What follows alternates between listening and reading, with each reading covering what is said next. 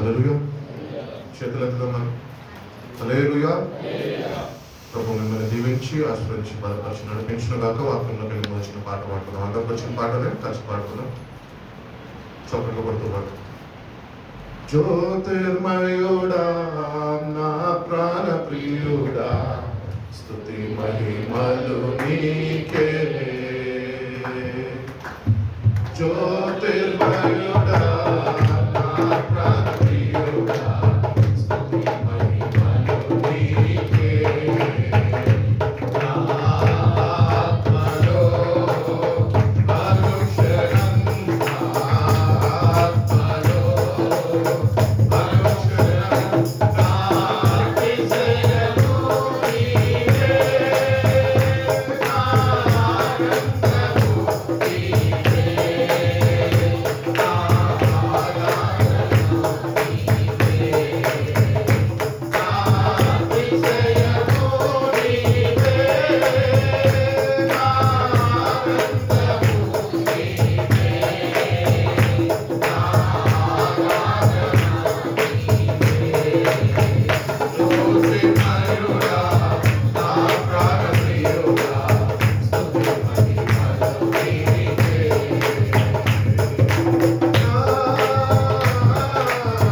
పరలోకపు తండ్రి వ్యవసాయకుడా, పరలోకపు తండ్రి వ్యవసాయకుడా, నీ తోటలోని ద్రాక్షవల్లితో నడువను కట్టి స్థిరపరచావా. నీ తోటలోని ద్రాక్షవల్లితో నడువను కట్టి స్థిరపరచావా. జ్యోతిర్మయుడా నా ప్రాణ ప్రియుడా, స్తుతి మహిమలు నీకే. జ్యోతిర్మయుడా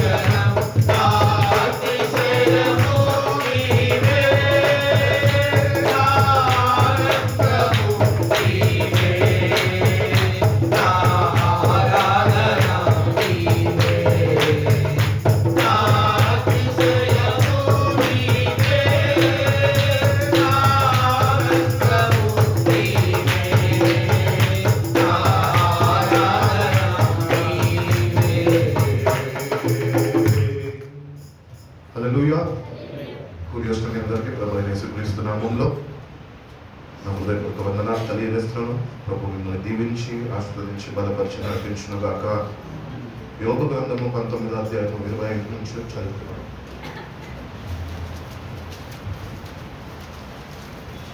యోబు గ్రంథము 19వ అధ్యాయము 25 నుంచి. అయితే నా విమోచకుడు సజీవుడనియు తర్వాత ఆయన భూమి మీద నిలిచిననియు నేను ఎరుగుదును. ఇలాగు నా చర్మము చీకిపోయినను తర్వాత శరీరముతో నేను దేవుని చూచెదను. నా మటుకు నేనే చూచెదను, మరి ఎవరినో కాదు. నేనే కన్నులారా ఆయనని చూచెదను. నాలో నా అంతరంగంలో కృషించి ఉన్నవి అనుకొని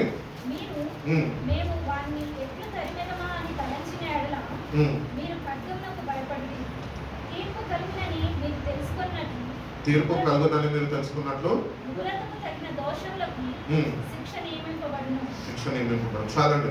ఇక్కడ యోబు చెప్తున్నాడు, నా విమోచకుడు సజీవుడు.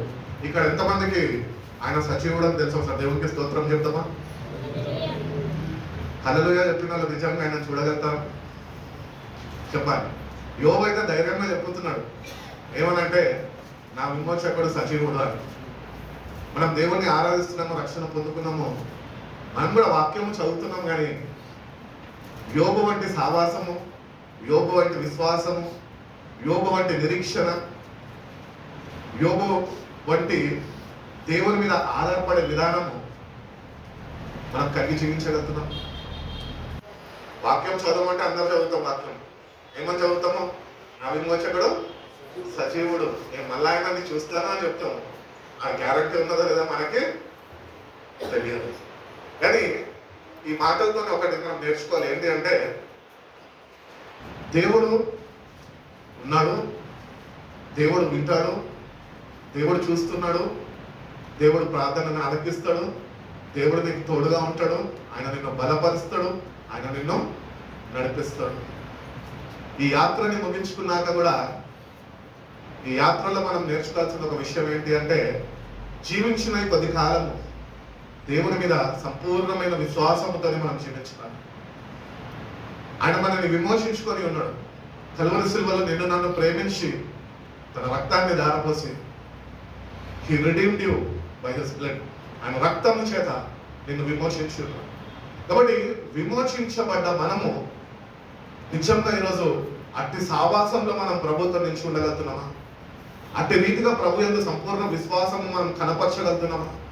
అట్టి రీతిగా యోబు ఎట్టి రీతిగా అయితే దేవుని మీద ఆధారపడ్డాడో అట్టి రీతిగా ప్రతి విషయంలో నువ్వు దేవుని మీద ఆధారపడే వ్యక్తిగానే ఉంటున్నావా?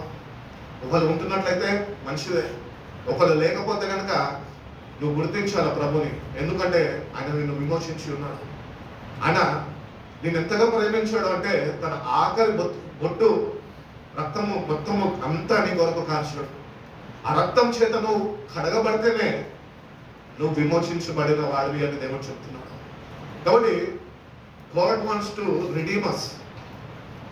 He wants to wash us. ఆయన మనం కడగాలనుకుంటున్నాడు. వాక్యము చేత ఉతక స్నానం చేసినట్లే ప్రభు రక్తము చేత ప్రతిదినము మనము కడగబడే వారుగా మనం ఉండాలి. ప్రభుత్వం సావాసం నుంచి ఉన్నప్పుడే ఆ ధైర్యము మనలో ఉంటుంది. ధైర్యంగా ప్రభు ఉన్నాడు అని మనము ఈ లోకంలో ఎవరికి భయపడద్దు, అధైర్యపడద్దు. ప్రభు ఉన్నాడు, ప్రభు చూసుకుంటాడు, ప్రభు నడిపిస్తాడు, ప్రభు నాకు ఏది మేలో అది నా జీవితంలో జరిగిస్తాడు అన్న విశ్వాసము, అట్టి నిరీక్షణ మనకి ఉండాలి. అట్టి విశ్వాసం మనకు కావాలి. అట్టి విశ్వాసము మన ప్రభు యొద్ద నుంచి మనము పొందుకోవాలి. ప్రభుతోని సావాసంలో నిలిచి ఉన్నప్పుడు, నువ్వు ప్రభుతోని కలిసి జీవించినప్పుడు నువ్వు విశ్వాసంలో స్థిరపరచబడగలవు. యోబు వలె ధైర్యంగా ఏదన్నా కానీ నీ జీవితంలో సంభవించినప్పుడు నువ్వు ఎదుర్కోగలుగుతావు. ఈరోజు అట్టి రీతిగా మనని మనము మన జీవితంలో ఒకసారి వాక్యం అనే అర్థంలో చూసుకుంటే కనుక యోబు వంటి విశ్వాసం మనకు ఉంటుందా? యోబు గురించి చక్కటి మాటలు ఉంటాయి. యూజు దేశమందు చదవండి మొదట అధ్యాయం. యోబు అని ఒక మనుషుడు ఉండెను, యథార్థవంతుడు, న్యాయవంతుడై, దేవుని యందు భయభక్తులు కలిగి, చెడుతనము విసర్జించిన వాడు. కాబట్టి qualities of a God Fearing man, దేవుని యందు భయభక్తులు కలిగిన వ్యక్తికి ఉంటున్న కొన్ని లక్షణాలు ఇక్కడ వాక్యంలో మనకు తెలియపరుస్తున్నాం.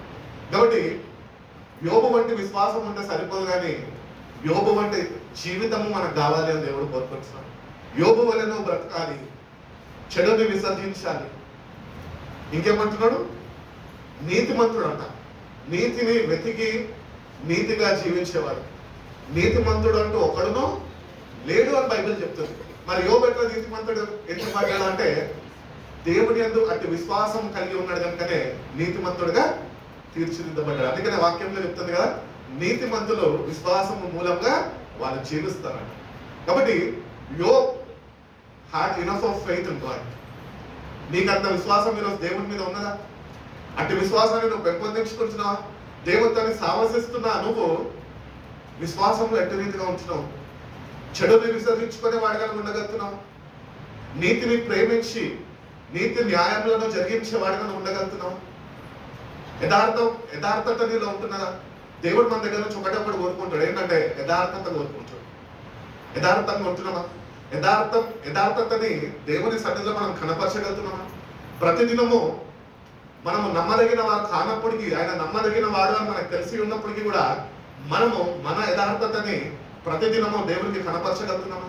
ప్రతిదినము నువ్వు ప్రార్థించగలుగుతున్నావు? ప్రతిదినము నువ్వు వాక్యముతో సమయం గడపగలుగుతున్నావు? ప్రతిదినము మోకరించి ప్రార్థించగలుగుతున్నావు? ప్రతిదినము నీ విశ్వాసాన్ని పరీక్షించుకుంటూ నీ విశ్వాసాన్ని నువ్వు పెంపొందించుకోగలుగుతున్నావు? ఒకవేళ లేకపోతే కనుక నామకార్థ క్రైస్తుడుగా నువ్వు ఉండిపోతావు. సమయాన్ని వెచ్చించు దేవునితో. ఎందుకంటే మనకి ఉన్నవన్నీ ఆయన ఇచ్చాడు, మన దగ్గర నుంచి తీసేవన్నీ కూడా ఆయననే తీసుకుంటాడు. కాబట్టి దేవుని దగ్గరకు వచ్చిన మనము how are we spending our relationship with God? దేవునితో ఎట్టి సావాసంలో మనం నిలిచి ఉండగలుగుతున్నాం? యోబు జీవితంలో నుంచి మనం నేర్చుకోవాల్సిన విషయాలంటే, నీతిమంతుడు, యథార్థవంతుడు, చెడుని విసర్జించిన వాడు. కానీ ఇక్కడ మనం కూర్చున్నామే, మనలో ఉంటున్న యోబులో ఉంటున్న డిఫరెన్స్ ఏంటి తెలుసా? ఆయన చెడుని విసర్జించాడు, మనము చెడుని ప్రేమిస్తున్నాము, చెడుని కోరుకుంటున్నాము, కీడు కలుగజేయాలనుకుంటున్నాము. ఇట్టి రీతిగా మన అంతరంగంలో మన స్వభావం మనకు తెలుసు. ఇట్టి స్వభావం మనలో ఉంచుకొని నా విమోచకుడు సజీవుడు అని చెప్పలేము. నిన్ను నువ్వు అబద్ధికుడిగా చేసుకుంటున్నావు. కాబట్టి చెడు చూడద్దు, చెడు వినద్దు, చెడు మాట్లాడద్దు. ఎంతమంది నిజంగా ఇవి చేయగలుగుతారు? పొద్దున లేస్తే చెడు, జీవితాలే చెడిపోయిన ఈ జీవితాన్ని బాగా చేయడానికి ప్రభు దగ్గరికి అనిపించుకున్నాడు. నీ జీవితం ఈరోజు పాడైపోయిందని, నీ జీవితం బట్టి అనేకులు ఇబ్బందికరంగా వాళ్ళ జీవితాల్ని నీ వల్ల వాళ్ళు బాధపడుతున్నారు. చెడిపోయిన నీ బ్రతుకుని మార్చడానికే ప్రభు కల్వరి సిలువలో ప్రాణాన్ని దారిపోస్తాడు. కాబట్టి యోబు అంట నీతివంతుడు, యథార్థవంతుడు, చెడుని విసర్జించిన వాడు, చెడుని అసహించుకున్నాడు. అందుకనే యోబులో ఉన్న క్వాలిటీ ప్రభులో కూడా ఉన్నది. ఏంటి అంటే, ప్రభు పాపిని ప్రేమిస్తాడు కానీ పాపంని అసహించుకుంటాడు. మనం అందరం పాపులమే. మన అందరి కొరకే ప్రభు ప్రాణాన్ని దారపోసాం. ఎందుకు? మనం ఆయన రక్తం చేత కడగబడాలి, నీతిమంతులుగా, యథార్థవంతులుగా, చెడుని విసర్జించిన వారుగా యోబు వలె మార్పు చెందాలని. ఇదే మారు మనసు అంటే. ఈ మార్పు మనకు ఉంటున్నదా? ప్రతిదినము వాక్యము చదువుతున్న నువ్వు నువ్వు నీ హృదయాన్ని నువ్వు కడుక్కోగలుగుతున్నావు? నీలో ఉంటున్న చెడుని నువ్వు తొలగించుకోగలుగుతున్నావా? లేదు. పక్కన వాళ్ళ గురించి ప్రతినిత్యము ఏదో ఒకటి పక్కన వాళ్ళ వ్యవహారాలన్నింటినీ లోపల పెట్టుకొని చెడిపోయిన నీ హృదయము ఇంకా చెడగొట్టుకుంటున్నావే, అది నువ్వు గ్రహించగలుగుతున్నావు? పక్కన వాళ్ళది ఏదో అవసరం లేనివన్నీ మనం పొద్దున్న లేసి తలస్తూ ఉంటామే. మనలో ఉంటున్న చెడుని ఎప్పుడు మనము విసర్జించుకున్నాం? చెడుని విసర్జించు. చెడు మాట్లాడదు. ఇతరుల గురించి నీకు అనవసరం. నీ బ్రతికెట్లుంది? బాగానే ఉందా? బాగుంటే మంచిదే, ఇంకా బాగుపరచమని దేవుడు. అంతేగాని చెడిపోయిన నీ జీవితాన్ని ఇంకా చెడగొట్టుకోనికి ప్రయత్నం చేయద్దు. ఎందుకంటే ఇది నాకు అలవాటే అండి, నేను ఇట్లానే ఉంటానండి, పక్కన వాళ్ళ వ్యవహారాల్లో నేను దూరుతానండి అని అనుకుంటే ఒక్కరోజు అట్లనే నేను తుది శ్వాస విడుస్తావు, మార్పు లేని సావు నువ్వు సస్తావు. కాబట్టి చాలా జాగ్రత్తగా ఉండాలి. ఇచ్చిన రక్షణని మనం నిర్లక్ష్యం చేయడం అంటే ఇదే. నిర్లక్ష్యం చేస్తాం మనం ఇచ్చిన రక్షణని. కాపాడుకో. దేవునితో మాట్లాడు. మందితో మాట్లాడడం ఆపేసి దేవునితో మాట్లాడు. దేవుడి హృదయం ఏంటో తెలుసుకో. దేవుడు నువ్వు ఎట్టి రీతిగా నీకు ఇచ్చిన ఈ జీవితంలో నువ్వు ఎట్టి రీతిగా జీవించాలని కోరుకున్నాడు తెలుసుకో. ఇక జీవించుచున్నది నేను కాదు, క్రీస్తే నా యందు జీవించుతున్నాడు అని భక్తుడైన పౌలు చెప్తాడు. ప్రభుని సంపాదించుకో. ఇంకా ఎన్ని రోజులు క్రైస్తుడు అని పిలువబడుతూ చెడుని విసర్జించక, నీతిని ప్రేమించక, యథార్థత లేక నీ జీవితాన్ని నువ్వు కొనసాగిస్తున్నావే? ఒకవేళ ఈ రాత్రి నువ్వు చనిపోతే కనుక నిన్ను ప్రేమించిన దేవుడు, నీకు ఒక ప్రాణం దారపోసిన దేవుడు రక్షణ నీకు అనుగ్రహించాడు. కానీ నువ్వు ఇవన్నీ గ్రహించక, ఇవన్నిటిని లక్ష్యం పెట్టక నీ జీవితాన్ని నువ్వు వృధా చేసేసుకుంటున్నావు. నష్టపోయేది నువ్వే ఒకరోజు. అందుకని అంటారు కదా, కళ్ళు మూసినాక రియాలిటీ షో స్టార్ట్ అవుతుంది. ఇప్పుడేముండదు, ఇప్పుడంతా మామూలుగా ఉంటుంది. కన్ను మూసినాక ఎవడు తెలిసి వచ్చాడు? కానీ యోబు అంటున్నాడు విశ్వాసంతో, నా విమోచకుడు సజీవుడు, నేను మళ్ళా నన్ను చూస్తా. ఎందుకంటే నేను అంత పవిత్రంగా, అంత పరిశుద్ధంగా నేను బ్రతికాను. ప్రభుని నేను ప్రేమించాను, ప్రభు మార్గం నేను వెతికాను, ప్రభు మార్గంలో నేను నడుచుకున్నాను. ప్రభు నాకు ఎన్ని కష్టాలు నా జీవితంలో అనుమతించినప్పటికీ కూడా నా ప్రభుని నేను స్తుతించడం మానలేదు అంటున్నాను. ఎంత యథార్థత చూడండి యోబులో. ఆ యథార్థత మనలో ఉన్నదా? చిన్న సందర్భం ఏమైనా జరిగిందనుకో ప్రభుని స్తుతించడం మానేసే రకాలం మనం. కానీ యోబు అటువంటి వాడు కాదు. యోబు భక్తుడైన, దేవుని అడుగు జాడలలో నడుచుకున్నవాడు, మార్గంలో తన జీవితాన్ని స్థిరపరచుకున్నవాడు. బైబిల్లో మొట్టమొదటి బుక్ రాసింది ఏదన్నా గ్రంథం ఉన్నది అంటే యోబు గ్రంథమే. యోబు గ్రంథంతోనే బైబిల్ ప్రారంభమైంది. కాబట్టి యోబు జీవితం మన ముందు ఒక మాదిరిగా దేవుడు పెట్టాడు. ఎందుకు తెలుసా? అట్టి రీతిగా మన జీవితాలు మార్పు చెందాలని, అట్టి రీతిగా మనం జీవించాలని. ప్రభుని అంగీకరించిన మనము, రక్షణ పొందుకున్న మనము మార్పు లేకుండా జీవిస్తే దేవుడి దృష్టిలో అంగీకారంగా ఉండగలుగుతాము? ఉండలేము. కాబట్టి మార్పు అనేది దేవుడు మన దగ్గర నుంచి కోరుకుంటున్నాడు. యోబుని ఎందుకు ఈ మధ్యాహ్నం కాలంలో మన ముందు పెట్టాడు అంటే, యోబు వలె నువ్వు మార్పు చెందితేనే నువ్వు పొందుకున్న రక్షణకి అర్థం ఉంటుంది. యోబు వలె నువ్వు మార్పు చెందకపోతే కనుక నువ్వు పొందుకున్న రక్షణ నువ్వు పోగొట్టేసుకుంటావు. కాబట్టి యోబు వలె మనము నీతిగా జీవించాలి, నీతిని ప్రేమించాలి, చెడుని విసర్జించాలి, యథార్థతని మనం కలుగ చేసుకొని మనం యథార్థంగా బ్రతకడం నేర్చుకోవాలి. పక్కన వాళ్ళని మోసం చేయదు. ఏం మోసం చేసడం అంటే అంటాం, పుట్టి డబ్బులు దొంగలిస్తే మోసం కాదండి, మాటలతో కూడా మోసం చేసేటోళ్ళు లేకపోలేదు. నువ్వు ఏమి చేసినప్పటికీ ఒకటి గుర్తించాలి. ఏంటి తెలుసా? ఆఖరిలో మోసపోయేది నువ్వే. అందుకనే వాక్యం చెప్తుంది కదా, మోసపోవద్దు, దేవుడు వెక్కిరింపబడ్డాడు. ఎవడు ఏది విత్తుతాడో ఆ పంటనే వస్తాడు. యోబు జీవితంని ధ్యానిస్తున్నప్పుడు అనిపిస్తూ ఉంటది, ఈ లోకంలో కొద్ది కాలం ఈ జీవితంలో ఎన్నో అబద్ధాలు మన మీద వచ్చి పడుతూ ఉంటాయి. అప్పుడు నేను ఒకటే అనుకుంటూ ఉంటాను, ప్రభా నిరీక్షణతో నీ కొరకు ఎదురు చూసే కృపను నాకు తెలిసి. ఎందుకంటే ఎవరైతే ఏమేమైతే విత్తారో ఏ పంటని కోస్తారో నేను చూడబోతున్నా. హల్లెలూయా. కాబట్టి నీ మీద ఎవరన్నా తప్పుగా ప్రచారం చేసి వాళ్ళు నిన్ను గాయపరిచి, వాళ్ళు నిన్ను కృంగదీసి, వాళ్ళు నిన్ను నానా విధాల్లో నిన్ను వాళ్ళు కష్టపెట్టినప్పటికీ నువ్వు ఒకటొకటి గుర్తించాలి. ఏంటి తెలుసా? నా దేవుడు ఉన్నాడు, ఆయన చూసుకుంటాడు. కాబట్టి ఆయన మనని, మన పక్షాలని న్యాయమైన తీర్చబోతుండగా మనం ఏం చేయాలంటే సైలెంట్గా ఉండాలి. ఒకరోజు ఏ పంటకు వస్తారో మనం ఎదురు చూసేవారుగా ఉండాలి. కాబట్టి మనం ఏ పంటకు వస్తామో అని కూడా ఆలోచించాలి. మనము ఏ పంట కోయాలి? నిత్య జీవం అనే పంట కోసేవారుగా మనం ఉండాలి. అంటే మన అదుపులో మనము ఉండాలి. బార్డర్స్ దాటదు. ఎవరి బార్డర్స్ వాళ్ళకు ఉంటాయి. కానీ మనం ఏం చేస్తాం తెలుసా, చాలాసార్లు సరిహద్దులు మితిమీరుతాం అన్నమాట.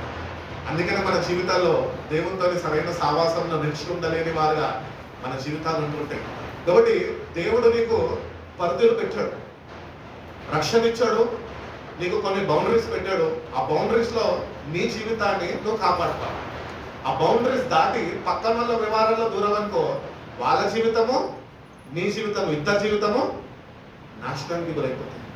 కాబట్టి దేవుడు పాత నిబంధనల నుంచి ఆయన మోషే ధర్మశాస్త్రం నుంచి చెప్తున్నాడు, నేను కొన్ని బౌండరీస్ పెట్టాను, ఆ బౌండరీస్ లో మీరు ఉండాలి. ఎవరికి తగ్గ బౌండరీస్ వాళ్ళకు ఉంటుంటాయి. కాబట్టి ఆ బౌండరీస్ లోపలే మన జీవితాన్ని మనం సరి చేసుకోవాలి. పక్కన వాళ్ళు మనం సరి చేయడం కాదు.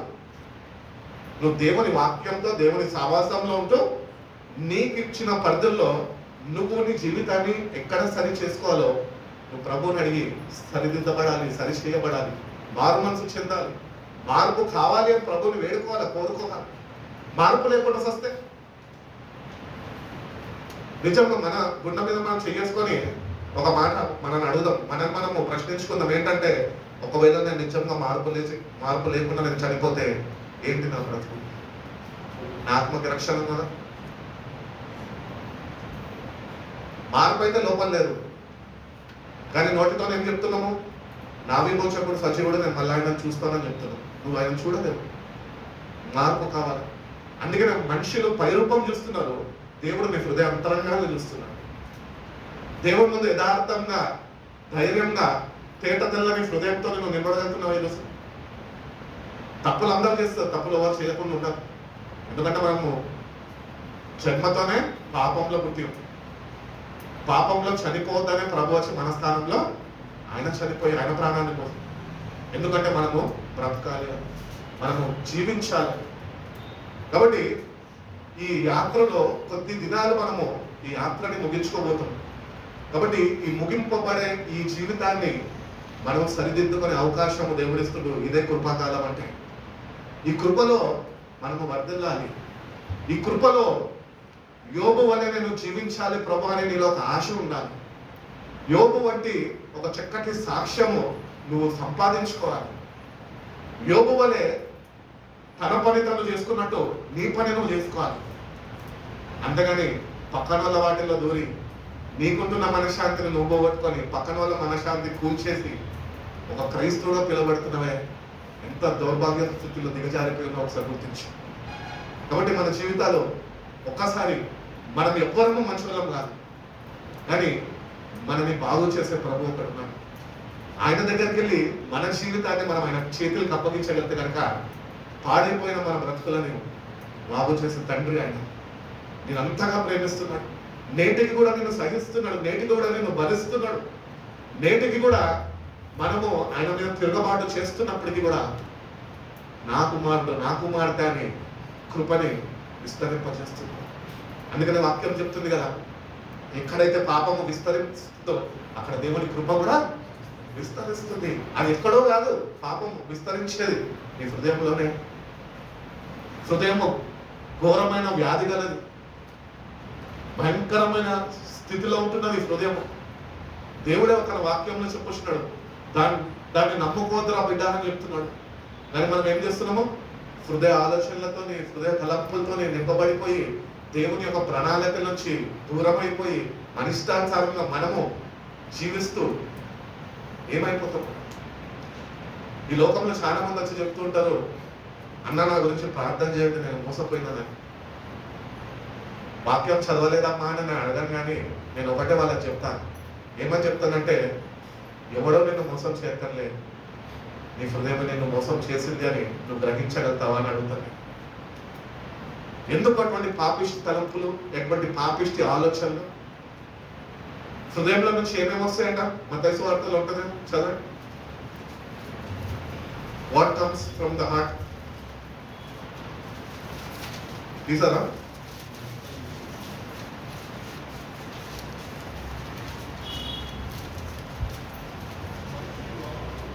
రెఫరెన్స్ చెప్పమ్మా.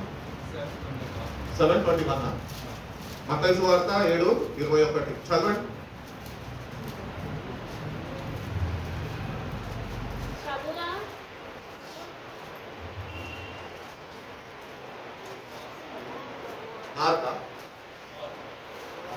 మార్కు సువార్త 7:20. మనుషులు లోపల నుంచి బయలుదేరినది మనిషిని అపవిత్రపరచును. లోపల నుండి అనగా మనుషుల హృదయంలో నుండి దురాలోచనలను, చారత్వమును, దొంగతనమును, నరహత్యలను, వ్యభిచారములను, చెడుతనములను, కృత్రిమమును, కామవికారమును, మత్సరమును, దేవదూషణయు, అహంభావమును, అవివేకమును వచ్చును.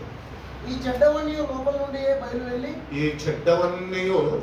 నుండి బయలుదేరి మనిషిని అపవిత్రపరచనని ఆయనతో చెప్పాను. కాబట్టి దేవుడు చెప్తున్నాడు, నీ కండిషన్ ఆఫ్ ద హార్ట్ ఈరోజు ఇట్లున్నది. ఎవడో నిన్ను పాడు చేయక్కర్లే, నువ్వు ఆల్రెడీ చెడిపోయినావని చెప్తున్నాడు దేవుడు. చెడిపోయిన నీ జీవితాన్ని ఈరోజు దేవుడికి నువ్వు అప్పగిస్తాడంటే ఆయన బాగు చేస్తాడు. యథార్థత కావాలి దేవుని దగ్గర, ఒప్పుకోవాలి. దేవుని దగ్గరకు వచ్చినప్పుడు ఒప్పుకొని విడిచిపెట్టమంటున్నాడు దేవుడు. ఒప్పుకున్నావా? నీ హృదయము ఈరోజు వీటన్నిటితో నింపబడి ఉన్న నీ హృదయము దేవుని రక్షకుడుగా అంగీకరించినాక, దేవునితో సావాసిస్తుండగా, దేవుని వాక్యంలో ఎదుగుతుండగా, ఇవన్నిటిని నీ హృదయంలో నుంచి నువ్వు తొలగించుకొని వాక్యం అనే వెలుగుతో నీ హృదయం నింపబడుతున్నావా? వీళ్ళు యథార్థవంతులు అంటే దేవుడు ఈ యథార్థత కోరుకుంటున్నాడు మన దగ్గర నుంచి. మనం ఇవన్నీ లోపల పెట్టుకొని దాన్ని వాక్యంతో కవరింగిజం అనుకుంటుంటాం. ఇవన్నీ లోపల ఉండి నువ్వు ఎంత వాక్యము పఠించినా ఆ వాక్యము నీ జీవితంలో ఒక మార్పుని కలగజేయాలి. నీ జీవితం వెలిగింపబడదు, చీకటిలోనే ఉంటావు, చీకటి తలంపుల్లోనే నువ్వు కట్టబడి ఉంటావు. కాబట్టి మన హృదయము అంత భయంకరమైన పరిస్థితుల్లో ఉంటున్నాడు. కుష్టి వ్యాధి కలిగిన వ్యక్తిని మనం చూసినప్పుడు అసహించుకుంటామే. కుష్టి వ్యాధి వ్యక్తి దగ్గర పోయి మనం కూర్చొని వాడిని ముట్టుకోవడానికి ఇష్టపడతాము, కానీ ప్రభు ఇష్టపడ్డాడు. ఎందుకు తెలుసా? వాళ్ళు బాగుపడాలి. మనము కుష్టి వ్యక్తిని చూసి అసహించుకుంటున్నామే. మన హృదయం ఇంత కుష్టితో నింపబడి ఉంటాయి. ప్రభు చూసి ఏం చేయాలి? మనని అసహించుకోవాలి. కానీ అసహించుకోక నేటి కన్నా నేను చేర తీసుకొని నీ హృదయాన్ని బాగు చేయాలని ఆశపడుతున్నాను. యథార్థంగా ఉండాలని ఆయన కోరుకుంటున్నాను. కాబట్టి యోబు యథార్థవంతుడు, ఏ మచ్చాడాలు ఆయనలో లేదు. దేవుని కొరకు జీవించాడు, దేవుని మీద ఆధారపడ్డాడు, దేవుని యందు సంపూర్ణమైన విశ్వాసం నిరీక్షణ కలిగి ఉన్నాడు. అందుకనే ధైర్యంగా చెప్పుచున్నాడు, నా విమోచకుడు సజీవుడు, నేను ఆయన మళ్ళా చూస్తాను, నా కళ్ళతోనే నేను ఆయన చూస్తాను. అంటే యోబుకి తెలుసు, యోబు బ్రతికినంత కాలము ప్రభుత్వం బ్రతుకుతాడని. చనిపోయి యోబుని పాతి పెట్టినాక ఒకరోజు ప్రభు మధ్యాకాశంలో రాబోతుండగా తన ప్రజల కొరకు యోబుకుంటున్న ఆ గొప్ప నిరీక్షణ ఏంటంటే, నేను నా సమాజం నుంచి నేను తప్పక లేపబడతాను, నేను ప్రభుని నేను చూస్తాను. ఎంత గొప్ప నిరీక్షణలో ఆయన నిర్ధరించుంటాడండి. అటు రీతిగా మన జీవితాన్ని కూడా వాక్యం మన అర్థంలో సరిచూసుకొని ప్రతిదినము మన హృదయంలో ఉంటున్న కల్మషంని మనం తొలగించుకోవాలి. ప్రతిదినము మనం కడగబడాలి. ప్రతిదినము ప్రభు పాదాల దగ్గర మనము వేడుకోవాలి. ప్రభా, నేను ఘోరమైన వ్యక్తినయ్యా, నన్ను మార్చు, మార్పు నాకు కలుగు చేయని ప్రతిదినము నువ్వు ప్రభు పాదాలను పట్టుకోగలితే, కన్నీళ్లతో నువ్వు కడగగలితే, నువ్వు ప్రభు పాదాలను కన్నీటితో కడిగినప్పుడు తన కార్చిన రక్తము చేత ఆయన నిన్ను నడుపుతాడు. ఒక నూతన హృదయం నీకు అనుగ్రహిస్తాడు. ఎజెకియెల్ గ్రంథంలో అంటాడు కదా, నేను మీలో ఉంటున్న రాతి హృదయాన్ని నేను తీసివేసి నీకు మాంసపు హృదయము నేను అనుగ్రహిస్తాను. మాంసపు హృదయం అనగా నీలో ఉంటున్న ప్రతి ఒక్క విధమైన పాపాన్ని ఆయన తొలగించి తన ఆత్మని నిలుస్తాడు. మాంసం హృదయము, మెత్తటి హృదయము, దేవుణ్ణి ప్రేమించే హృదయము నీకు కావాలి ఈరోజు. దేవుణ్ణి ప్రేమించగలుగుతున్నాము? ఈ లోకంని నువ్వు ప్రేమించగలుగుతా, నువ్వు దేవుణ్ణి ప్రేమించలేవు. లోకంలో ఉన్నవేవి నువ్వు ప్రేమించినా నువ్వు దేవుణ్ణి ప్రేమించలేవు. ఎందుకంటే అవి అడ్డుగా ఉంటుంటాయి. ప్రభు ప్రేమకి లోక ప్రేమకి వ్యత్యాసం, డిఫరెన్స్ ఏంటి తెలుసా? ప్రభు అయిన పరిశుద్ధుడు, ఈ లోకము పాపిష్టి లోకమే. ఈ పాపిష్టి లోకంని ప్రేమిస్తూ పాపంని మనం లోపల పెట్టుకొని ఈ పాపిష్టి లోకాన్ని ప్రేమిస్తూ ప్రేమిస్తూ అదే ప్రేమతో ప్రభు ఎట్లా ప్రేమించగలుగుతామండి? ప్రేమించలేము. వాటి యొక్క పరిశుద్ధమైన హృదయము మనకు కావాలి. దేవా, శుద్ధ హృదయము నాకు కలుగు చేయము అంటున్నాడు. కాబట్టి we have to repent for our sins. ఎక్కడెక్కడైతే తప్పులు చేసామో, ఏ తప్పులైతే మనం ఇంకా ఒప్పుకోక వాటి నుంచి మనము విడుదల పొందుకోలేదు, ఆ పాప క్షమాపణ కొరకు ప్రభు దగ్గరకు వెళ్ళి ప్రతిదినము మనం వేచి ఉండి ఒప్పుకోవాలి ప్రభు దగ్గర. ప్రభు నిన్ను తేలికపరచాలి. నీ హృదయంలో ఉంటున్న ఆ కుష్టిని, పాపాన్ని ఆయన తొలగించి దాన్ని ఆయన పరిశుద్ధపరచాలి. వాక్యము చేత పరిశుద్ధపరచబడతారు. వాక్యాన్ని ప్రేమించాలి. అందుకని వాక్యమే ప్రభు అయి ఉన్నాడు అని వాక్యం చెప్తాం. ఆది యందు వాక్యము, వాక్యము దేవుని యొద్ద, వాక్యమే దేవుడై ఉంది. కాబట్టి మనని మనము సరి చేసుకునే వారుగా మనం ఉన్నాం. పక్కన వాళ్ళు సరి చేస్తారని ఎదురు చూడదు. ఎవడు ఒకటిని బాగు చేయలేడు, ఒకడిని పాడు చేయగలుగుతాం. చెడిపోవాలి అంటే ఒక వ్యక్తి ఎక్కర్లే, నీ గుణమే చాలు, నీలో ఉంటున్న చెడ్డ గుణమే చాలు నేను చెడగొట్టని.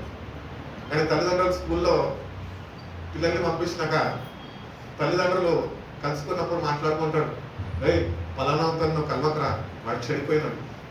అంటే వీడు పరిశుద్ధుడా? వాడు చెడిపోయిందేమో, ఫస్ట్ నీవాడంతా చెడిపోయినా నీకేం తెలుసు? వాంతో తిరిగి చెడిపోతావు అంటారు. చెడిపోవాల్సింది ఒక మనిషి నిన్ను చెడగొట్టాడు, కానీ నీ హృదయమే నిన్ను చెడగొడుతుంది. అందుకని నీ హృదయాన్ని కాచుకో, నీ హృదయాన్ని వాక్యంతో కాపాడుకో. దావీదంతా ఉంటాడు కదా, నీ ఎదుట నేను పాపం చేయకుండా ఉండున్నట్లు నీ వాక్యాన్ని నా హృదయంలో నేను భద్రపరుచుకున్నాను. ఇది యథార్థత అంటే. ప్రభు నిన్ను నమ్మాడు, నువ్వు మార్పు చెందుతావేమో అని, కానీ నువ్వు ఇంకా నీ హృదయాన్ని నువ్వు మార్చుకోక ప్రభుని స్తుతిస్తున్నావే, ఆయన శిక్షకి ఒకరోజు పాత్రలైపోతుంది. జాగ్రత్త. కాబట్టి నీ హృదయంలో మార్పు కావాలి అని దేవుడు చెప్పుకుంటున్నాడు. ఆయన నీతి మంత్రుడు, నీతిగా జీవించాలి. దేవుని బిడ్డలం క్రీస్తు రక్తం చేత కడగబడి నేటి నుంచి నీతిని వెతకమంటున్నాడు. అందుకని అన్నాడు కదా ప్రభు, మొదట నా నీతిని ఎత్తుకండి, తర్వాత నా రాజ్యాన్ని ఎత్తుకండి, దాని తర్వాత సమస్తం నేను మీకు ఇస్తాను. ఈరోజు ఇవి రెండు వెతకక ఇంకన్నీ కూడబెట్టుకుందాం అనుకుంటున్నామే. నువ్వు ఎన్ని కూడబెట్టుకున్నప్పటికీ కూడా ఈ రెండు నీ జీవితంలో లేకపోతే నష్టపోయేది నువ్వే. అందుకనే వాక్యం చెప్తుంది కదా, ఒకడు లోకమంతటిని సంపాదించుకొని వాడి ఆత్మని వాడు పోగొట్టుకుంటే వాడికి ఏమి ప్రయోజనం?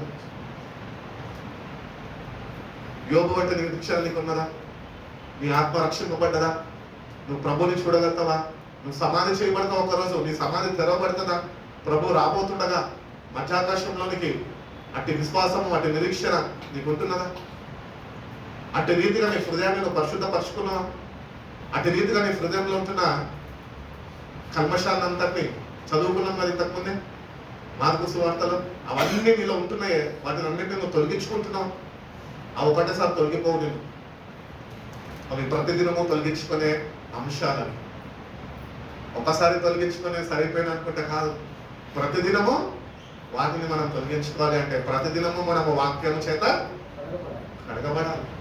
భక్తుడైన పౌలు అంటూ ఉంటాడు, వాక్యము చేత ఉతక స్నానం చేయబడాలి మీరు. ఆయన మిమ్మల్ని వాక్యంతో ఉతక స్నానం చేయించి ఆయన కొరకు, ఆయన ఎదుట నిందారహితులుగా మచ్చడాలు లేని వారుగా ఆయన కొరకు ఆయన నిలబెట్టుకుంటాడు నీకు. అట్టి ఆశ మనకు కావాలి, అట్టి ఆసక్తిని మనం ప్రభుకి కనపరచాలి. అట్టి రీతిగా ప్రభు సావాసంలో నిలిచినప్పుడు యోబు వంటి చక్కటి సాక్ష్యము మనం కూడా కలిగి జీవించగలుగుతాము. సాక్ష్యం అంటే ఏంటి? What is testimony? సాక్ష్యం అంటే, నేను రాత్రి నేను కూర్చొని ఆలోచిస్తున్నప్పుడు నాకు ఇదే గుర్తొచ్చింది, మిమ్మల్ని అడగాలని. What is testimony? సాక్ష్యం అంటే ఏంటి అమ్మా? మన క్రియలు అంటాం కాదు. టెస్టిమనీ అంటే ఏంటి? Testimony is nothing but testimony is your faith. నీకు విశ్వాసం ఉంది కాబట్టి నువ్వు ఒక సాక్ష్యం ఇవ్వగలుగుతావు.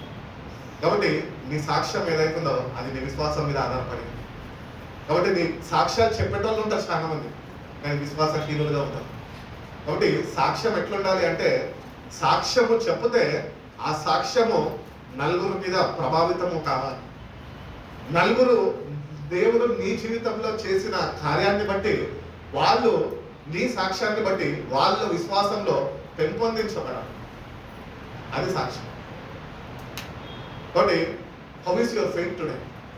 యోబు లాంటి విశ్వాసం వంటి నిరీక్షణ నీకు ఉంటున్నారా? ప్రభువుని వేడుకున్నావు, ప్రభువుని పూజిస్తున్నావు, ప్రభుని స్తుతిస్తున్నావు, ప్రభుకి ప్రార్థిస్తున్నావు, ప్రభు వాక్యాన్ని చదువుతున్నావు, ప్రభు సహవాసంలో ప్రభు బిడ్డగా పిలువబడుతున్నాం. కానీ దేవుడు నేను చూస్తున్నప్పుడు విశ్వాసము లేనివాడుగా ఉంటున్నాం. ఆయనకి తెలుసు వీళ్ళు ఎంత విశ్వాసం ఉన్నారు.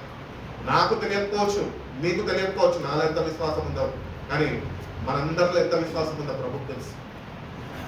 ప్రభు బిడ్డలని పిలువబడుతున్నాము, కానీ ప్రభు మనల్ని చూస్తుండగా, ఆయన పేరు మన గుండె లోతుల్లోనికి చూస్తుండగా విశ్వాసము లేని వారుగా అపవిత్రమైనవన్నింటినీ మన హృదయంలో దాచుకొని ఈరోజు అదే హృదయంతోని, అదే హృదయ పరిస్థితుల్లో పరిశుద్ధమైన దేవుడిని మనం ఆరాధిస్తున్నాం.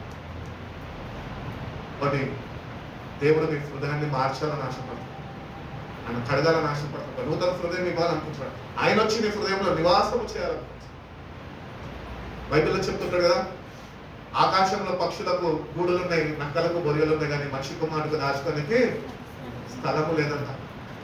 ఇది కడగబడితేనే, ఇది బాగు చేయబడితేనే, ఇది పవిత్రపరచబడితేనే ఆయన వచ్చి ఇక్కడ ఉండగలుగుతాడు. చెడునంతా పెట్టుకొని ప్రభు వచ్చి నా గుండె లోతుల్లో ఉండునాయన అంటే ఉంటాడు. అపవిత్రమైన వాడు మనం, అపవిత్రమైన వాడు మనం, ఆయన పవిత్రుడు. ఈరోజు మనం ఆయన దగ్గరకు వస్తున్నామే, నీలో ఉంటున్న అపవిత్రతని నువ్వు గుర్తించి, నీలో ఉంటున్న చెడుని నువ్వు గుర్తించి, యోబు వలె వాటిని విసర్జించే వాడిగా అతి ఆశని నువ్వు దేవుని సన్నిధిలో ప్రదర్శించగలుగుతున్నావు. Do you really want to change? నీకు నిజంగా మార్పు కావాలి, మార్పు చెందాలి అనే ఆశ నీకుంటున్నారా? ప్రభు చూస్తున్నాడు. అది నా గురించి ప్రార్థన చేయండి పాస్టర్ గారు, నా పిల్లల గురించి ప్రార్థన చేయండి పాస్టర్ గారు అని చెప్తారు. ప్రార్థన చేస్తాం కరెక్టే, కానీ ఆశ నీకు ఉండాలి. నీకు ఆశ లేకుండా నేను ప్రార్థన చేస్తే, నీకు ఆకలేసి నేను అన్నం తింటే నేనేం చేస్తాను? నా కడుపు నిండుతుంది, నీ ఆకలి అట్లనే ఉంటుంది. మన జీవితాలు అంతే. ఇవన్నీ లోపల పెట్టుకొని అవి ఏమాత్రం తొలగించుకోవడానికి ఇష్టపడక పుట్టుకతో ఇట్లనే ఉంటాం, మేము ఇట్లనే సస్తాము అని అట్టి భావంతో నేను ఉంటూ ప్రభు దగ్గరకు వచ్చి ప్రభుని మార్చమని అడిగితే కనుక ప్రభు ఏమాత్రమో నేను మార్చలేడు. మార్పు చెంది నేటికన్నా ప్రభుని చూడు, ప్రభుని వెతుకు. ఆయనని వెతుకు వారికి ఆయన సమీపంగా ఉన్నాడు. ఎక్కడో లేడు ప్రభు, మన మధ్యలో ఉన్నాడు. కానీ మనలో ఉంటున్న అపవిత్రత అడ్డుగా ఉంటున్నది కనుకనే మనం ప్రభుని చూడలేకపోతున్నాం. మీ పాపాలే కదా నాకు అడ్డుపడగా ఉంటున్నాయి అంటున్నాం. రండి మన వివాదము మనం తేల్చుకుందాం ఏందో అంటున్నాడు యెషయా గ్రంథంలో. ఆకాశము ఆలకించు, భూమి చెవియకు, నా పిల్లల్ని నేను పెంచి పెద్దవారిని చేసి తిని, కానీ వాళ్ళు ఏం చేశారట? తిరుగుబాటు చేశారట. ఎవరి మీద? ప్రాణం ఇచ్చిన దేవుని మీదే తిరుగుబాటు చేశారు. ఈ తిరుగుబాటు స్వభావం మనలో పెట్టుకొని నిత్యనాశనానికి వెళ్ళిపోతాం తప్ప దేవుని రాజ్యానికి ఏమాత్రమో చేరలేదు. కాబట్టి you should have a desire. And what is that desire అంటే, that I want to change my life. నా జీవితంలో నేను మార్పు చెందాలని ఆశపడ్డాను. కుష్టి వ్యాధులు వచ్చారు ప్రభు దగ్గరికి. నీకు ఇష్టమైతే నన్ను బాగు చేయ. ప్రభుకి మనం బాగు చేయడం మనకి ఇష్టమే, కానీ మనమే బాగు ప్రసరపడడానికి ఇష్టపడక ప్రభుని నోరిప్పి అడిగి ఆ మార్పు చెందలేకపోతున్నాం. ఒకటి నేటి నుంచి అన్నా యోబు వలె నీతిమంతుడుగా, యథార్థవంతుడుగా, దేవుని యందు భయభక్తులు కలిగిన వాడుగా, చెడుని విసర్జించిన వాడుగా ఈ 4 క్వాలిటీస్ నీకు కావాలి అని ప్రభు కోరుకుంటున్నాను. ఒకటి నేటి నుంచి అన్నా ప్రభు సన్నిధికి వచ్చిన మనము దేవుణ్ణి అడుగుదాం, ప్రభా నాలో ఆశ ఉంది, నేను మారాలి, మార్పు నేను చెందాలి. ఆ మార్పు నువ్వు కోరుకుంటుండగా, నీ ప్రాణాన్ని నా కొరకు నువ్వు దారపోసి ఉంటుండగా ఆ మార్పు నాకు అనుగ్రహించాలని నువ్వు ఆశిస్తున్నదా? ఆ మార్పుని నీ యొద్దకు వచ్చి నేను పొందుకునే కృపను నాకు దయచేసి నా జీవితంలో ఒక మార్పు కలిగి ప్రభు అని నువ్వు దేవుని అడుగుతే కనుక దేవుడు తప్పక సహాయం చేస్తాను అని దేవుడు చెప్తున్నాడు. అందుకనే ధైర్యంగా యోగు చెప్పగలుగుతున్నాడు, నా విమోచకుడు సజీవుడు, నేను మళ్ళీ ఆయనని చూస్తాను. రోమిలకు రాసిన పత్రిక 8వ అధ్యాయం ఒకసారి. రోమిలకు రాసిన పత్రిక 8వ అధ్యాయం 18వ వాక్యం నుంచి ఒక 2 మాటలు చదువుకున్నాం చూడండి. మన ఎదుట ప్రత్యక్షము కాబోవు మహిమ ఎదుట ఇప్పటి కాలపు శ్రమలు ఎనతగినవని కాదని ఎంచుకున్నాను. దేవుని కుమారుల ప్రత్యక్షత కొరకు తేరు చూచుచు కనిపెట్టుచున్నది. ఏలైనగా సృష్టి నాశనములకు లోనైన దాస్యంలో నుండి విడిపింపబడి దేవుని పిల్లలు పొందబోవు మహిమ గల స్వాతంత్రము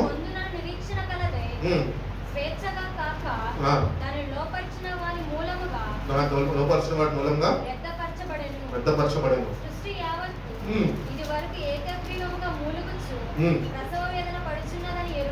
ఎరుగుదుము. అంతేకాదు మనము కూడా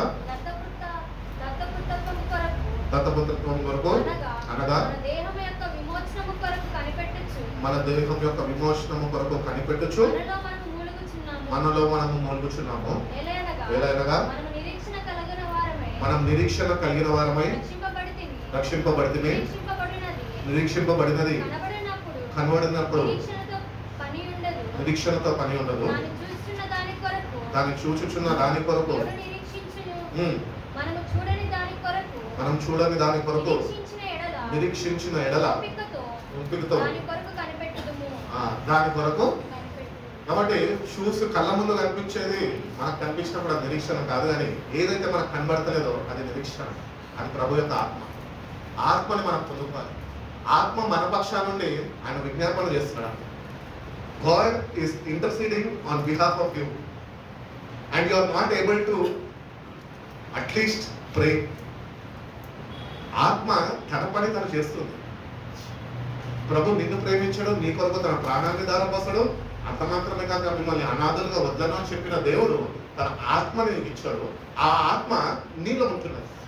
నువ్వు ఆత్మని గుర్తించి ఆత్మలో నువ్వు ఎదుగుతున్నావా? ఆత్మలో నీకు ఎదుగుదల ఉంటున్నదా? ఆత్మ బలమును పొందుకుంటున్నావా? సృష్టి మొత్తము ఈ పాపిష్టి లోకమంతా ఈ దేవుడు ఎప్పుడు వీటిని ఈ పాపం నుంచి మాకు విడుదల కలుగజేస్తాడని సృష్టి యావత్తు ఎదురు చూస్తున్నట ఆయన కొరకు. ఎందుకంటే ఆయన పరిశుద్ధుడు, ఆయన సృష్టికర్త. ఆయన వస్తేనే ఈ సృష్టికి విడుదల. అట్టి రీతిగానే మన జీవితాల్లో ప్రభు ఆత్మని మనం పొందుకుంటేనే ఈ పాపం నుంచి మనకు విడుదల వస్తుంది. ఆత్మని నువ్వు పొందుకోకపోతే ప్రభు అంటూ ఉంటాడు కదా, ఆత్మ లేనివాడు నా వాడు కాదు. క్రైస్తవుడుగా పిలువబడతావు, క్రైస్తవుడుగా నువ్వు జీవించగలుగుతావు, కానీ ఆత్మను పొందకపోతే కనుక, ఆత్మని నువ్వు గుర్తించకపోతే కనుక, ఆత్మలను బలపరచబడకపోతే కనుక, ఆత్మ సావాసంలో నువ్వు నిలిచి ఉండలేకపోతే కనుక నువ్వు దేవుని బిడ్డలు ఏమాత్రము కాలేదు. దేవుడు అంటున్నాడు తీతు రాసిన పత్రికలో, శుభప్రదమైన నిరీక్షణ నేను మీకు ఇచ్చింది. ఏంటంటే ఆయన రాబోతున్నాడు.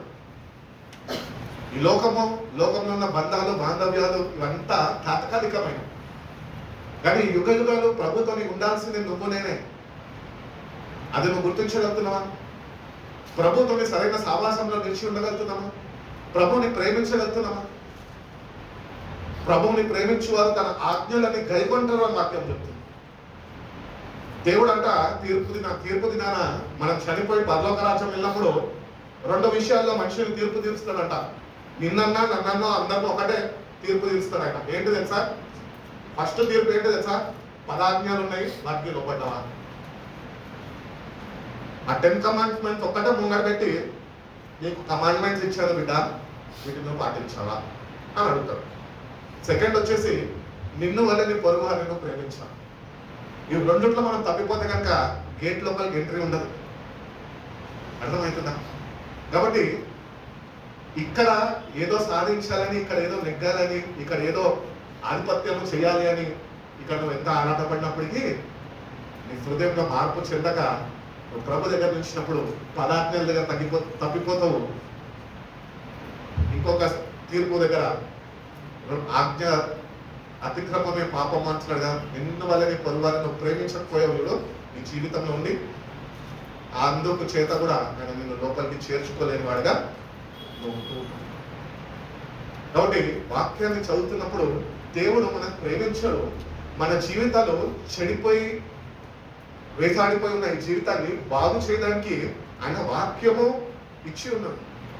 ఆ వాక్యము చేత దాన్ని సరైన రీతిలో మనం అర్థం చేసుకొని దేవుడు కృప విస్తరిస్తుండగా ఆ కృపలో మనం సరిదిద్దబడాలి, వాక్యానుసారంగా మార్చబడాలి. నేటి నుంచి ఉన్న పదాజ్ఞలను నువ్వు పాటించాలి. పదాజ్ఞలను నువ్వు ప్రేమిస్తేనే నువ్వు వాటిని పాటిస్తావు. పొరుగు వారిని ఆశించద్దు అంటాం, కానీ మనం పక్కల ఉన్నదే కావాలి. ఎప్పుడు మనకుంటున్నాం, మనం అంతగా శ్రద్ధ వహించాం, కానీ పక్కనున్న వాటి మీదే మనం పక్కన వాళ్ళు అదే చేశారు, మనము ఇలా ఇటు రీతిగా ఉంటాం. చూడండి, ఆజ్ఞలో తప్పిపోతాం. నువ్వు ఎంత భక్తి చేసినా, ఎంత సేవకులకి అనుకూలంగా సహాయం నువ్వు చేసినప్పటికీ నువ్వు చేసే భక్తి మొత్తం ఒకరోజు వృధా అయిపోతుంది. వాటి హృదయ పరిశీలన చేసుకొని హృదయం ఎట్లుంటున్నదో తెలుసు. నీ హృదయాన్ని సరిదిద్దామని దేవుడు ఒకరోజు మనం చూస్తున్నవన్నీ గతించిపోతాయి. వాటితోనే గతించిపోవాలి అని ఆశిస్తున్నావా? లేకపోతే యోగు వలె నా దేవుడిని నేను చూస్తానన్న నిరీక్షణ కలిగి దేవుడిని రాత కొరకు ఎదురు చూసేవాడిగా ఉండగలుగుతున్నావా? బుద్ధి కలిగిన కనికలు ఆత్మతో నింపబడి ప్రభు యొక్క రాత కొరకు కనిపెట్టుకొని రానేమొచ్చాడు ప్రభు, ప్రభుని చేరుకున్నాడు. చక్కటి ఉపమానం అటు రీతిగా ఎందుకు మనం మన జీవితాల్లో జీవించలేకపోతున్నాం? ఎందుకు ఈ లోకంలో ఆరాటపడుతున్నాం? ఈ లోకంలో ఎందుకు ఇది సాధిస్తాం అది సాధిస్తామని వేగిరపడుతున్నాం? ప్రభు అంటున్నాడు, నేను అతి త్వరలో రాబోతున్నాను అంటున్నాను. ఎవడు జీతం అని ఇవ్వడానికి నేను రాబోతున్నాను అంటున్నాను. మనం ఎంత బరి తెగించిన వాళ్ళమంటే అక్కడ జీతం ఇవ్వబోతుండగా ఇక్కడ మనం ఇష్టానుసారంగా జీవిస్తున్నాం. ఇదే జీవితం అనుకుంటున్నాం. ముంగట్టుంది ముసలి పండగ అంటారు కదా, జాగ్రత్తగా ఉన్నాం. అందరికీ మాట్లాడుతున్నా నేనన్నా, వింటున్నా మీరన్నా. కాబట్టి ఈ సృష్టి యావత్తు ప్రభు యొక్క రాక కొరకు, విడుదల కొరకు ఎదురు చూస్తున్నది.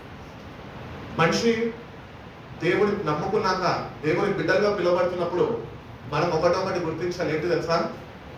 మనము పాపం నుంచి విడుదల పొందుకోవాలి. పాపం నిన్ను విడిచిపెట్టదు, నువ్వే పాపంని విడిచిపెట్టాలి. అక్కడ ట్విస్ట్ అదే. అదైతే నిన్ను విడిచిపెట్టదు, నువ్వే దాన్ని పసిగట్టి ప్రభు మీద ఆధారపడి ప్రభు ఆత్మ బలాన్ని పొందుకొని ఆత్మశక్తి చేత పాపం నుంచి విడుదల నీకు అనుగ్రహింపబడాలి. సృష్టి దేవుడి రాక కొరకు ఎదురు చూస్తుంది. ఎందుకంటే అలసిపోయింది. మానవులు చేసే పాపం చూసి సృష్టి మొత్తము అలసిపోయింది. ఇంకెప్పుడు మాకు విడుదల కలుగుతుంది అని ప్రభు రాక కొరకు ఎదురు చూస్తుంది. దేవుని బిడ్డలుగా జీవిస్తున్న మనము శుభ్రంగా పొద్దున లేస్తే పనులకు పోతున్నాము, రాత్రి వస్తే అలసిపోయి పండుకుంటున్నాము. బుద్ధి లేని కనికల వలె జీవిస్తున్నాము అని ప్రభు చెప్పుచున్నాడు. మెలకుగా ఉండి ప్రార్థన చేయి. పరిశుద్ధపరచబడు అని అడుగు దేవుడిని. నన్ను పరిశుద్ధపరచు ప్రభు అని దేవుడిని అడుగు. రోజు పరిశుద్ధపరచబడాలి. ఎందుకంటే పాపిష్టి లోకంలో జీవిస్తున్న మనము ప్రతిదినము మనం పాపం చేస్తలేదు అనుకుంటున్నాం, కానీ నువ్వు లోపలే పాపం చేస్తున్నావు. అపవాది అయిన సాతానంట దేవుని సింహాసనాన్ని కోరుకుందంట. ఎప్పుడు కోరుకుందంట తెలుసా? అందరూ ఆయనని స్తుతిస్తుండగా వాడు దేవుని రాజ్యంలోనే ఉంటూ ప్రధాన దూతగా ఒక దూతగా ఉంటూ లోపల వాడు కుట్రపడ్డాడంట. వాడు హృదయాంతరంగాల్లో దేవుడు వాడు హృదయాంతరంగాల్లో చూశాడు. వీడు నా మీద ఎంత అసూయ పట్టుకున్నాడు, నా స్థానాన్ని వీడు కోరుకున్నాడు, ఎంత గర్వం వీడికి అని ఆయన స్థానం నుంచి ఆయన తీసివేశాడు. వాడు నీ హృదయంలో ఈరోజు ఏమేమి ఉంటుందో అన్ని చూసుకొని దేవుడు ఆయన అతి త్వరలో రాబోతుండగా, సృష్టి మొత్తం యావత్తు ఆయన రాక కొరకు వేచిస్తుండగా నువ్వు ఆయన కొరకు ఎదురు చూసిన వాడుగా ఉంటున్నావా? యోబు వంటి విశ్వాసం నిరీక్షణ నీకు ఉంటున్నదా? ప్రభు రాబోతుండగా నువ్వు ఆయన చూసేవాడుగా నీ జీవితాన్ని సరిదిద్దుకున్నావా? ధైర్యంగా ఆయన ఎదుర్కోగలుగుతావా? నీ అంతటా నువ్వు ఆయన ఎదుర్కోలేవు, కానీ ఆయన పంపిన ఆత్మ నీలో ఉంటే నిన్ను ఆయన ఎదుట నిలబెడతాడని. అందుకనే మన పక్షాన ఉండి విజ్ఞాపన చేస్తుంది. The Spirit intercedes on behalf of us. మనం ప్రార్థన చేయలేము, కానీ మన పక్షాన దేవుడు అనుగ్రహించిన ఆత్మ మనము పొందుకున్న రక్షణ కాపాడబడడానికి మన కొరకు విజ్ఞాపన చేస్తుంది. ప్రభు మన కొరకు కల్వరి శిల్వ మరణంని పొందే ముందు రోజు రాత్రి గెత్సెమనే తోటలో ప్రార్థన చేశాడు. నీ కొరకు తెలుసా? మనందరి కొరకు ఆయన ప్రార్థన చేశాడు. ఎందుకంటే ఎక్కడ తప్పిపోతామేమో అని. నా ప్రాణాన్ని నేను ధారపోసినప్పటికీ కూడా ఎంతో మంది క్రైస్తవులు నశించిపోతున్నారు ఈరోజు. ఎందుకు తెలుసా? మార్పు చెందక, దేవుణ్ణి ప్రేమించక, చెడుని విసర్జించక, దేవుడు అతి త్వరలో రాబోతుండగా ఆయన రాక కొరకు సిద్ధపడక. ఒక సేవకుడు చెప్తున్నాడు, నరకంలో అంట ఎక్కువ భాగంలో క్రైస్తవం ఉందనట.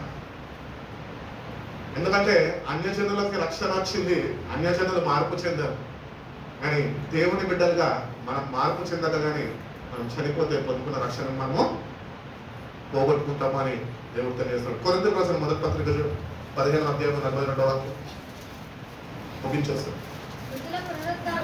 మృతుల పునరుద్ధానము అలాగే శరీరము క్షయమైనదిగా విత్తబడి అక్షయమైనదిగా లేపబడును, ఘనహీనమైనదిగా విత్తబడి మహిమ కలిగినదిగా లేపబడును, బలహీనమైనదిగా విత్తబడి బలమైనదిగా లేపబడును, ప్రకృతి సంబంధమైన శరీరంగా విత్తబడి ఆత్మ సంబంధమైన శరీరంగా లేపబడును. శరీరం ఉన్నది కనుక ఆత్మ సంబంధమైన శరీరము కూడా ఉన్నది. ఇందు విషయమై ఆదాము మొదటి మనుషుడు జీవించు ప్రాణి ఆయననే రాయబడి ఉన్నది. కడపటి ఆదాము జీవింపచేయు ఆత్మ ఆయను. ఆత్మ సంబంధమైనది మొదట కలిగినది కాదు, ప్రకృతి సంబంధమైనదే మొదట కలిగినది. ఆ తర్వాత ఆత్మ సంబంధమైనది. మొదటి మనుషుడు భూ సంబంధమై మట్టి నుండి పుట్టినవాడు, రెండవ మనుషుడు పరలోకం నుంచి వచ్చినవాడు. మట్టి నుండి పుట్టినవాడు ఎట్టివాడు, మట్టి నుంచి పుట్టినవారు అట్టివారే. పరలోక సంబంధి ఎట్టివాడు, పరలోక సంబంధులు కూడా అట్టివాడు. చాలండి. ఇక్కడ మనం చూసుకున్నట్లయితే స్పిరిచువల్ రిలంలో మనకంటూ ఒక జీవితం ఉన్నది. ఇప్పుడు జీవించుచున్నది ఇది జీవితం కాదు, ఇది ఒక యాత్ర. అసలు జీవితము ఈ యాత్ర ముగించుకున్నాక ప్రారంభం ముగింది. కాబట్టి క్రైస్తవులుగా మనం గుర్తించాల్సింది ఒకటి ఏంటి తెలుసా? This is not life, it is just కొద్ది కాలం ఉంటాం ఇక్కడ అంతే. అందుకని బైబిల్ చెప్తున్నదా, మీరు యాత్రికులు వాటసార్లు పరదేశులు. మీరు యాత్రలో ఉంటున్నారు. కానాను యాత్రలో మనం ఉంటున్నాం. కానాను యాత్రలో పాట పాడుతున్నాం కదా, ఎన్నో శోధనలు, ఎన్నో ఇబ్బందులు, ఎన్నో ఇరుకులు, ఎన్నో కష్టాలు ఇవన్నీ వస్తాయి. కానీ ప్రభు మీద మనం దృష్టి నిలిపి ఆ యాత్రలో ముందుకు కొనసాగలిగితే కనుక దేవుడు ఆత్మ మనలోంచి ఆయన మనం నడిపిస్తాం. అప్పుడు మనము మట్టి నుంచి వచ్చినాం కాబట్టి మనము మట్టికి చేరుకుంటాము. కానీ ఈ మట్టి నుంచి వచ్చిన మనము దేవుని ఆత్మని పొందుకుంటే కనుక మహిమ శరీరంలో మనము లేపబడతాము. కాబట్టి ఈ రోజు నుంచి ఒక నిరీక్షణ కలిగి ఉంది, ఒక ధైర్యము పెంపొందించమని ప్రభుని అడుగు. ఏంటి తెలుసా? ప్రభువా, నేను ప్రకృతి సంబంధిగా నేను ఈ లోకంని విడిచిపెడతాను, నేను కూడా మట్టిలోకి ఒకరోజు చేరుకుంటాను. కానీ ఈ జీవించిన ఈ కొద్ది కాలంలో నేను నీ ఆత్మని పొందుకొని నేను జీవిస్తాను. అప్పుడు నువ్వు చనిపోయినప్పటికీ ఆ ఆత్మ కలిగి ఉండి నువ్వు నిర్ధరించినావు కనుక ఆత్మనే నేను పైకి లేదు. కాబట్టి ఆత్మ చాలా ప్రాముఖ్యమైనది. అది నిన్ను దేవుని రాజ్యానికి సిద్ధపరుస్తుంది. మనకేమి ఐడియా ఉంటుంది తెలుసా? ఆత్మని పొందుకోవడం అంటే భాషలు మాట్లాడటము, దర్శనాలు చెప్పడం, దర్శనాల యొక్క భావాలు చెప్పడము అని అనుకుంటూ ఉంటాం. లేదు లేదు లేదు. పరిశుద్ధాత్మ ఏం చేస్తాడంటే ఆయన నిన్ను ఆదరిస్తాడు, నిన్ను ఓదార్స్తాడు, నిన్ను ధైర్యపరుస్తాడు. ప్రభు రాబోతుండగా ఆయన రాకకి తగిన సిద్ధపాటు నీకు కలుగజేస్తాడు. నీ అంతటా నువ్వు సిద్ధపడలేవు. నువ్వు ఏ వివాహానికైనా వెళ్ళొచ్చు, సిద్ధపడి వెళ్ళొచ్చు, కానీ గొర్రెపిల్ల మహా ఉత్సవంకి నువ్వు సిద్ధపడలేవు. నీ అంతటా నువ్వు ప్రభు ఒక ఆత్మని పొందుకో. నేడే రక్షణ విరమార్చుకో. రక్షణ పొందుకుంటే సరిపోదు, రక్షణలో ఎదుగుదల కావాలి. You have to grow in your faith. ఆత్మ బలం కావాలి, ఆత్మతో నింపబడాలి. ఆత్మలో మనము దేవుని ఆనందించడం నేర్చుకోవాలి.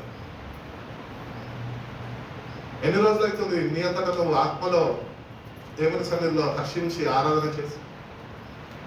అసలు పరిశుద్ధాత్మ దేవుడు ఉంటున్నాడా అని గుర్తుంటుందా నీకు? అసలు బైబిల్ అంటుంది నువ్వు ఏ రోజైతే రక్షణ పొందుకున్నావో ఆ రోజే దేవుడు నేను పరిశుద్ధాత్మతో ఉద్ధరించి ఉన్నాడు. నువ్వు దేవునితో సావాసము చేయక పాపాన్ని ప్రేమించి పాపాన్ని కూడబెట్టుకొని నీ హృదయంలో ఆ పరిశుద్ధాత్మ యొక్క సావాసాన్ని నువ్వు పోగొట్టుకున్నావు. నేటికన్నా నీ హృదయాన్ని సరి చేసుకొని కోల్పోయిన సావాసాన్ని తిరిగి కొనుకొల్పోవా ప్రభా. నేను ఆత్మ సంబంధులుగా నేను మార్చబడాలి, నీ రాజ్యంలో నేను కూడా చేరగలను, మహిమగల శరీరం నేను కూడా ధరింప చేసుకోవాలి ప్రభా. ఈ యాత్రని ముగించుకున్నాక అటు విశ్వాసము, అటు నిరీక్షణ, అటు సావాసం, అటు ఆత్మ బలము, అంటే ఆత్మ నడిపింపు నాకు కావాలి ప్రభా. నేను దేవుని వేడుకోగలితే కనుక దేవుడు తప్పక నీకు సహాయం చేస్తాను. కాబట్టి ప్రకృతి సంబంధులంట ఆత్మ చెప్పుచున్న సంగతులు వాళ్ళు వినారంట, నమ్మారంట. అందుకనే చెవి ఉన్నవాడు ఆత్మ చెప్పిన మాట వినను కాక అని చెప్తున్నాడు. The spirit speaks to you, he loves to talk to you. పరిశుద్ధాత్ముడు దేవుని ప్రేమలో నిన్ను నిలబడిపెట్టి ఆ ప్రేమలో నిన్ను కాపాడాలనుకుంటున్నాడు. కానీ నువ్వు పరిశుద్ధాత్మని నువ్వు ప్రేమించక, పరిశుద్ధాత్మని యొక్క సావాసంలో నిలిచుండక, ఇంకా పాపాన్ని ప్రేమిస్తూ లోకము ప్రకృతి సంబంధిగా జీవిస్తూ పరిశుద్ధాత్మ పరిశుద్ధాత్మ పరిశుద్ధాత్మ అని ప్రార్థన చేస్తే ఏం ప్రయోజనం నీకు? లోపలేమో లోకం ఉన్నది, బయటేమో భక్తి ఉన్నది. కాబట్టి లోపల లోకం ఉండదు. లోపల మనము మన జీవితాల్లో ప్రథమ స్థానము ఇవ్వాల్సింది దేవునికి. దేవుడి తర్వాత ఏదన్నా. రెండు మనసులు ఉండద్దు నీకు. ఈ మనసు కూడా అలా అంటున్నాడు. Double minded people, they want God, they want this world also. ప్రేమిస్తే లోకాన్ని ప్రేమించి లోకంతో నశించుకో. అంతేగాని నిన్ను నువ్వు మోసపరుచుకొని దేవుణ్ణి ప్రేమిస్తున్న లోకంలో పడి ఉంటే ఒకరోజు నష్టపోయేది నువ్వే. ఈ లోకము దాని ఆశలో గతించిపోతే కానీ దేవుని చిత్తము నెరవేర్చువాడు నిరంతరము నిల్చును, అదే మహిమ కలిగిన శరీరము అనుభవం అంటున్నాడు దేవుడు. కాబట్టి ఈ లోకంలో ఉన్నమంతా మూడే మూడు: శరీరాశ, నేత్రాశ, జీవపు డబ్బము. ఇవి తండ్రి వలన కలిగినవి కాదు. ఇవి నీలో ఉంటున్నాయి. ఈరోజు ప్రభు అంటున్నాడు తొలగించుకో. యోబు వలె నేటి నుంచి అన్న 4 విషయాల్లో తప్పిపోకుండా నీతిమంతుడుగా, యథార్థవంతుడుగా, చెడుని విసర్జించిన వాడుగా, దేవుని అంత భయభక్తులు కలిగిన వాడుగా నీ జీవితాన్ని నువ్వు ఈరోజు మార్చమని ప్రభుని అడగలిగితే, అంటే మార్పు కొరకు నువ్వు ప్రభు దగ్గర కనిపెట్టుకొని మార్పు చెందగలిగితే దేవుడు తన ఆత్మతో నిన్ను బలపరుస్తాడు.